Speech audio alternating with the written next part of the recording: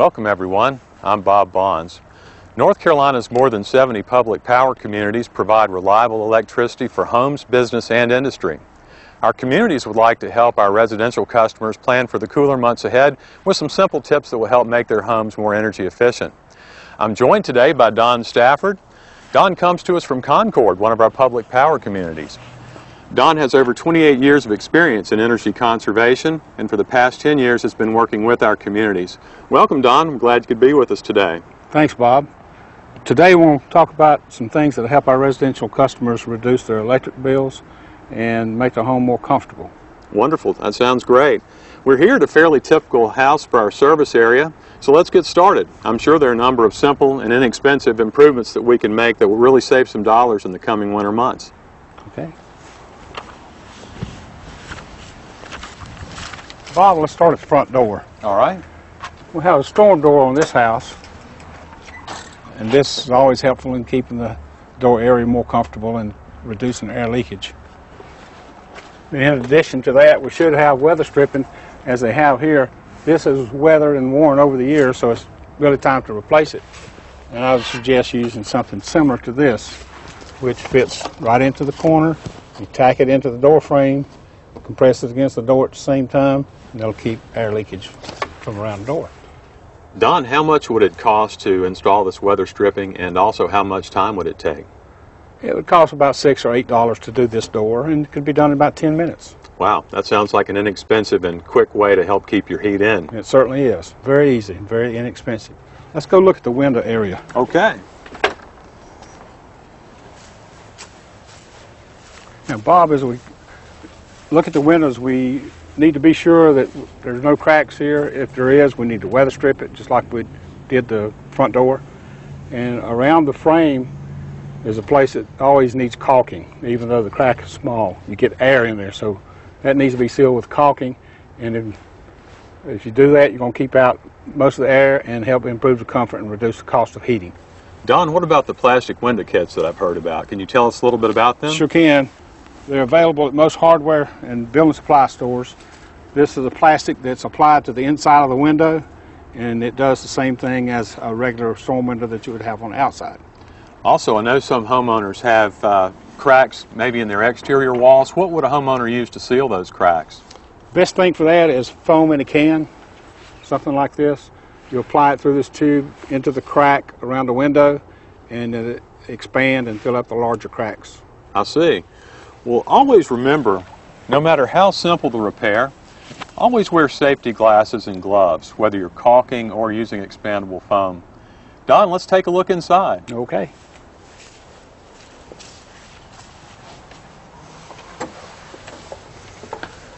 Don, I know that different home heating systems have different impacts on energy use.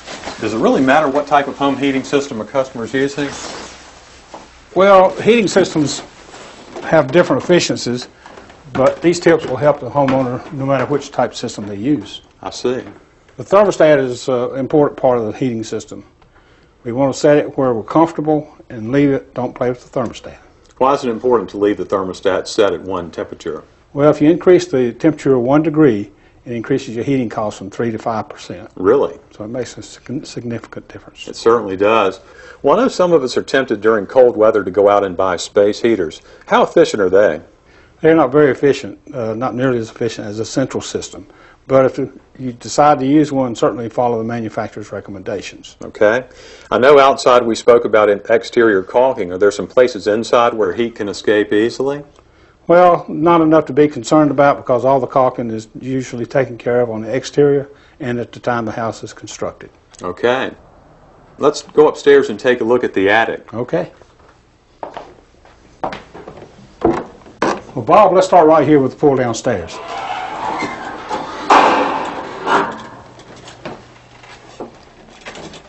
This should be insulated to reduce the heat loss into the attic. It can be done by simply sliding the insulation under the steps and feeding it all the way to the top. How easy would this be for a homeowner to do? Oh, it's very simple. It wouldn't take but 4 or 5 minutes. Okay. Well, remember, anytime you're working around insulation, you'll want to wear safety glasses, work gloves, and a mask. Don, let's see how quickly you can do this. Okay.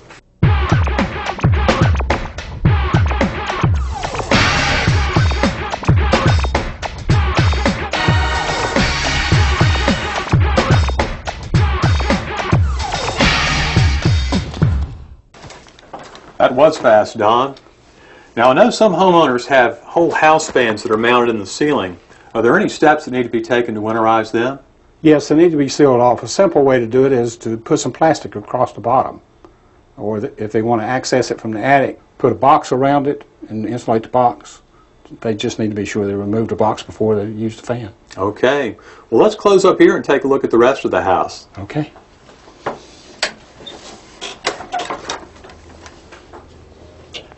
Now we'll take a look at the air filter.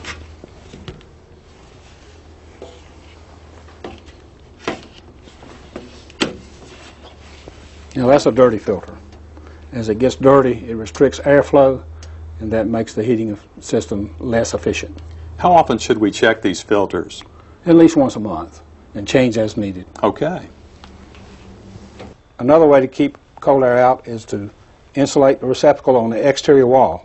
Pull the cover off the receptacle, put the gasket in place, and put the cover back over the gasket. Don, many of our customers use fireplaces during the winter. Do you have any energy-saving tips for us regarding fireplaces? In the case of a wood-burning fireplace, keep the damper open while you're using it, but close it after the fire is out and the coals are completely extinguished. What about a gas fireplace? Always leave that damper open because you have a pilot light burning at all times. Okay, what's next? Here's an energy tip: fluorescent bulbs. What's so special about these bulbs? They use less electricity but produce the same amount of light as an incandescent bulb. Aren't these a little more expensive than a regular bulb? A little more, but they last 8 times longer. I see. Well, we've got one more energy-saving tip to show our audience. Our last energy-saving idea relates to the water heater. This is a water heater blanket. The purpose is to wrap the water heater and retain the heat inside much longer, and that way you save energy. You simply unpack this, wrap it around the tank, seal it as instructed, and it'll save you energy on your water heating. If the water heater is located in a garage or unheated area, then this will save you a great deal more. The energy-saving ideas we talked about today apply to both homeowners and renters. But if you're a renter and you plan to make changes to the home, please make sure that you get permission from your landlord first. The tips we talked about today are simple and the materials inexpensive and can be bought at any home improvement store. Your customer may want to assess for more extensive improvements like storm doors and windows, maybe even a new heating system. In those cases, we'd like to caution our customers that they may need to consult with a professional. Don, we appreciate you being here today and showing us how easy it is to winterize your home and save money. It's been a pleasure. What do you think about all this? For more tips and additional information, log on to ncpublicpower.com. And remember to always be safe when working around your home by wearing the appropriate safety equipment.